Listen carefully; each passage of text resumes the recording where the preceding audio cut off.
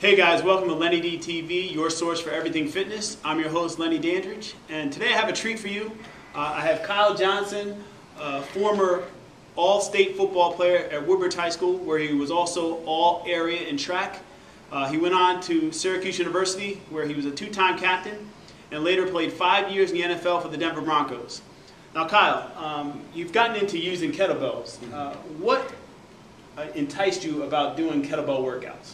I think the thing I liked most about the kettlebell was that it encompassed some of the Olympic movements that I had done in training for football as a college and a professional player. And it did that by, giving you the ability to mimic some of those movements, like the clean, the jerk, and the press. And you can do multiple reps. And since you're not playing football anymore, you want the ability to work from a cardiovascular aspect and an explosive aspect. You don't necessarily need as much weight. So I really love the kettlebell for that. Now, for all the people out there who are not football players, what do you think benefits for them? What's the benefit for a kettlebell workout for the average person in terms of what they're going to do in a regular routine? Well, there are several benefits. The ones that I would begin to discuss would just be working your core, certainly certain aspects of explosive strength, and the sculpted look that you often get when you see an athlete in their build. If you're going for that sculpted look, kettlebell can certainly give you that, as well as the CrossFit capabilities in using a kettlebell, because unlike an Olympic lift, you can get multiple reps when using a kettlebell that mimic the explosive movement of a clean, a jerk, or a snatch, which are more complex lifts that one needs to be trained on. Kettlebell training can minimize the amount of training time that you need, but still give you the benefit of that movement. And from the looks of you look like you're doing pretty well with it. How long have you been out of football? Been out of football now 2.5 years. 2.5 years, but this has really kept me in shape and helped mimic a lot of those movements that I remember being so beneficial. Okay, now do you mind just going through, we want to demonstrate for the people out there, a few of the basic moves and what you feel are the important things that people need to use or important exercises people need to do with the kettlebell? Absolutely, my pleasure. Let's do a few.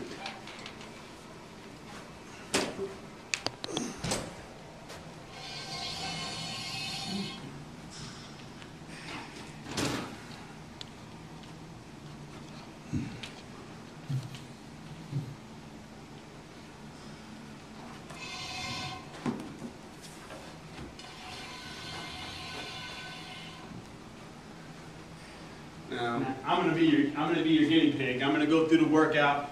Try not to kill me. Great, fabulous. Right. Well, we're going to start off with the deadlift, which is a primary lift in using the kettlebells. You're going to start by putting your heels even with the middle of the bell itself. All right. You're going to bend down in a squat position and pick the bell up, and just stand up straight, keeping good form, similar to that of a squat. Go up and down, and you see your arms are relaxed, your back is double arched. You're keeping your feet a little bit wider than shoulder width apart. Now you can turn to the side so that our audience can see it from the side as well. You want your heels in the middle of the bell. You're trying to keep your back double arched here, arms reasonably relaxed, and you're going to go through the motion. It was similar to a squat, working the quadricep, the gluteus, the hamstring, similar aspects to a squat, but you can do more reps at a higher speed and as an explosive benefit. Now we're going to try the kettlebell swing. So I want your heels once again toward the middle of the bell. You're going to sit down similar to the deadlift position, but instead of standing up, you're going to swing the bell forward. What we try to do here is make sure the bell doesn't go too high, around the eye length.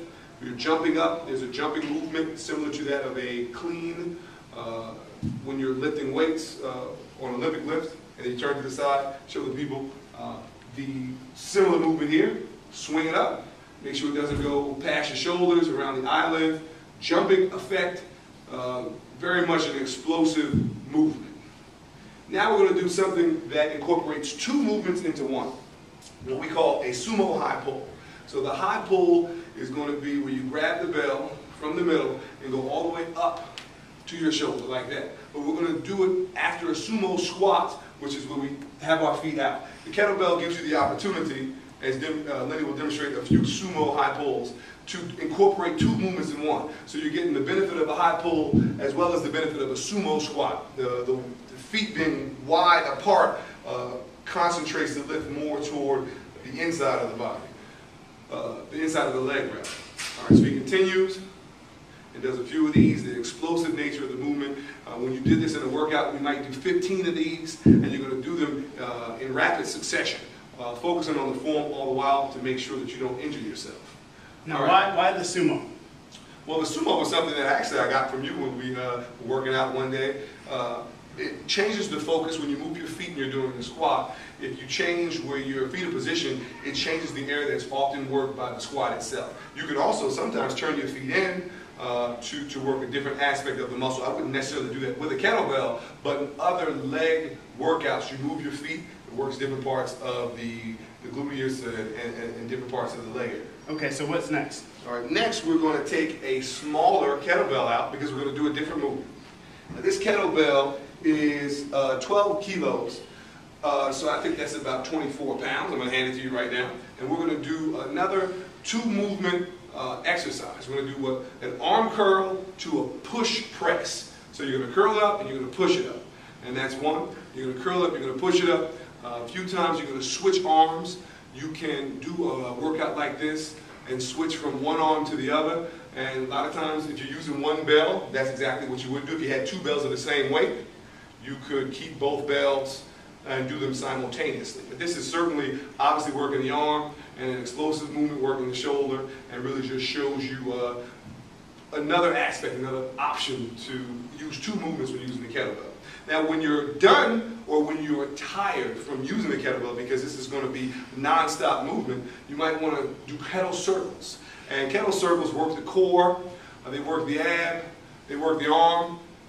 They're great at just toning a lot of areas of the body.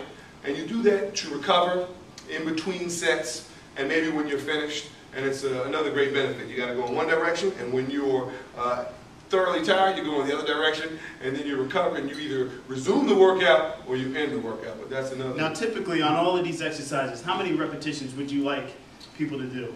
I would typically say somewhere between 15 and 20 of almost every movement that we've gone over. Potentially slowing down or having less repetitions on the curl to the push press, maybe 10 each arm.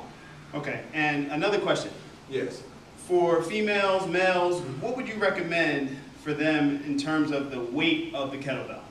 Well, that's where I would tell most of them you want to start a little lighter when you're working everything except the kettlebell swing. The kettlebell swing is the weight that you might want to start with the appropriate amount of weight just to make sure that your form is good. But in all honesty, talk to an expert, some type of certified personal trainer who could really make sure that you have the right amount of weight for your body and for your strength ability, or for your ability or your strength capacity. Okay, now for those people who may have already decided that they were going to use the kettlebell, what weight do you think approximately for a male would be a good weight for them to start with? I think the approximate weight for a male who does not train would be around 45 pounds, a 24 kilogram bell. And for a female?